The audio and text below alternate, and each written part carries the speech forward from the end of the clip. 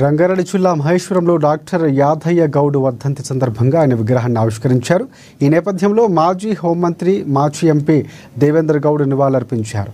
ఇక తుక్కుగూడ పరిధిలో బీసీ విద్యార్థులకు న్యాయం చేయాలనే ఉద్దేశంతో Chandrababu CM BC welfare school కోసం ప్రతిపాదన చేసిన వెంటనే గ్రీన్ సిగ్నల్ ఇచ్చారన్నారు.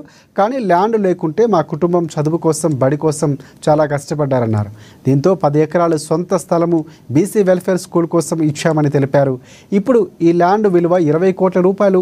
ఇంకా ఈ స్కూల్ కోసం మాకు చేతనైనంత సాయం చేస్తామన్నారు దేవేందర్ గౌడ్.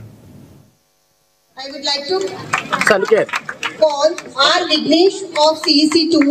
చేసుకుంటూ నేను మా అన్న గురించి ఒక విషయం చెప్పాలి. ఎందుకంటే మా అన్న స్టాచ్యూ ఇనాగ్రేట్ చేశారు. మేము తుక్కుగూడలో మొదట్లో ఉండేవాళ్ళం. నేను 3వ తరగతి వరకు ఈ తుక్కుగూడలో 3వ తరగతి వరకే ఉన్నది ఇక్కడ. అప్పుడు మా అన్నయ్య అప్పట్లో కరెంటు లేదు. నేను 60 సంవత్సరాల క్రితం మాట చెప్తున్నాను. మా అన్న ఇప్పుడు మనం స్టాచ్యూ ఇనాగ్రేట్ చేసిన అతను కందిల్ కింద నాకు ఓనామాలు నేర్పించినాడు.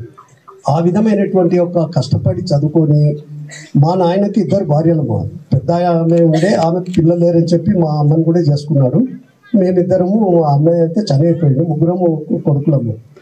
అయితే ఆయన ఎంతో కష్టపడి బాలాపూర్ విలేజ్ సర్పంచ్గా ఉండే మా నాయన.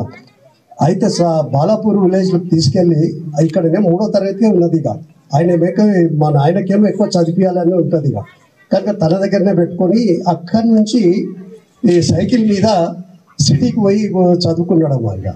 అంటే రోజు 10 కిలోమీటర్స్ పోయేవాడు, 10 కిలోమీటర్స్ వచ్చేవాడు, 20 కిలోమీటర్లు పోయేవాడు చేసుకుంటూ.